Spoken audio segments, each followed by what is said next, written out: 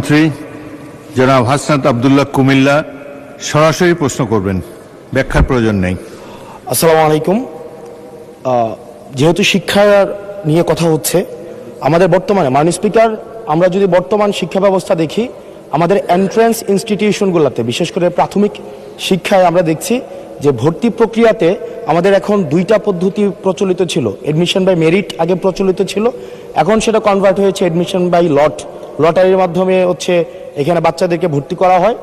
ফলত যেটা হয়েছে, ফিডার ইনস্টিটিউশনগুলোর শিক্ষার মান অনেক কমে গিয়েছে, যার ফলে টার্সিয়ারি এডুকেশনে আমরা হচ্ছে কোয়ালিটি সম্পন্ন ছাত্র আমরা হচ্ছে বিশ্ববিদ্যালয়গুলোতে আমরা পাঠাতে পারি না।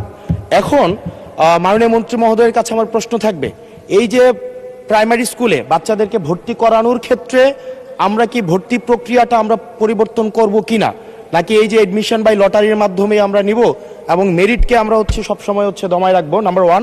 আর নাম্বার টু হচ্ছে, আমাদের বর্তমান শিক্ষা পদ্ধতিতে আমরা যদি দেখি, আমরা যারা পয়সা দিয়ে কিনতে পারে তারা হচ্ছে এখন ইংরেজি মাধ্যমটা কিনছে, যারা পয়সা দিয়ে ইংরেজি মাধ্যম কিনতে পারে না তারাই কেবল আপনি যেই শিক্ষা পদ্ধতি আমাদের জন্য জনজীবনের জন্য আপনি চালু করেছেন সেটা আমরা কিনছি, আর যারা সেটাও কিনতে পারে না তারা হচ্ছে মাদ্রাসা শিক্ষা পদ্ধতি কিনছে।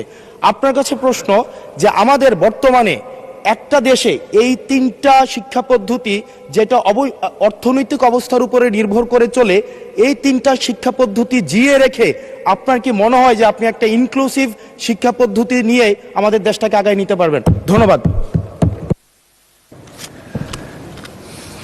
মূল প্রশ্ন ছিল জাহাঙ্গীর হোসেনের, মাননীয় সদস্য, সারা দেশে প্রাথমিক ও গণশিক্ষার উন্নয়নে কোনো প্রকল্প গ্রহণ করা হইয়াছে কিনা, হইলে তাহা কি?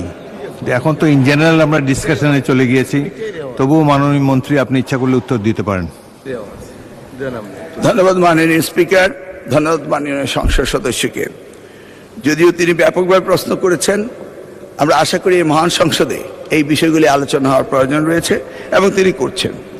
মূলত আমাদের দেশে শিক্ষা ব্যবস্থার জন্য রুরাল অ্যান্ড আরবান এই দুইটি সেকশন রয়েছে। এখন গ্রামীণ জনপদে যে প্রতিষ্ঠানগুলো রয়েছে সেখানে প্রি প্রাইমারি স্কুল রয়েছে এবং ছাত্র সংখ্যা এতটা কম্পিটিটিভ নয়, সে কারণে সেখানে ভর্তি সমস্যা তেমন একটা হচ্ছে না। ঢাকা শহরগুলোতে আমাদের এই প্রাথমিক স্তরে ভর্তির একটি সমস্যা রয়েছে। এই জটিলতা নিরসনের জন্য বিগত সরকার লটারি সিস্টেম করেছিল, যেটা আদৌ আমার মনে হয় না যুক্তিসঙ্গত। তবে আগামী বছরে এই শিক্ষা ব্যবস্থা ভর্তি সিস্টেম কিভাবে করা হবে সেটা আনুষ্ঠানিকভাবে আমরা স্টেক হোল্ডারদের সাথে, অর্থাৎ অভিভাবকদের সাথে বিভিন্ন রকম সেমিনার সিম্পোজিয়াম করে মাননীয় সংসদ সদস্য সকলের অভিমত নিয়ে একটি জনমত সৃষ্টি করে আমরা আগামী 2027 জানুয়ারি ভর্তির বিষয়ে চিন্তা করব। তিনি আরেকটি বিষয় উপস্থাপন করেছেন, আমাদের 3 ডাইমেনশনাল যে শিক্ষা ব্যবস্থা রয়েছে সেটাকে সমন্বিত করা। ধর্মীয় অনুভূতিতে এফতেদায়ী রয়েছে, মাদ্রাসার মধ্যে রয়েছে, কওমিতে রয়েছে, ইংলিশ মিডিয়াম রয়েছে, বাংলা মিডিয়াম রয়েছে, সবগুলিকে সমন্বিত করা একটি জটিল ব্যাপার রয়েছে।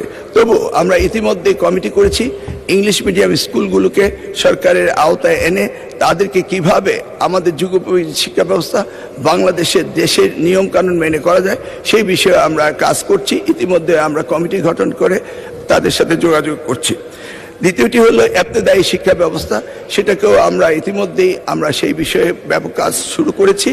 আর কওমি শিক্ষা ব্যবস্থাকে কিভাবে অন্তর্ভুক্ত করা যায়, কারণ একটি দেশে বিভিন্ন শিক্ষা ব্যবস্থা না থেকে কিভাবে শিক্ষা ব্যবস্থা সমন্বিত করা যায় সেই ব্যাপারে সরকারের পক্ষ থেকে প্রচেষ্টা এবং উদ্যোগ আমরা নিচ্ছি। ইনশাআল্লাহ আগামী দিনগুলোতে পর্যায়ক্রমে আপনারা দেখতে পাবেন। আপনাকে অশেষ ধন্যবাদ।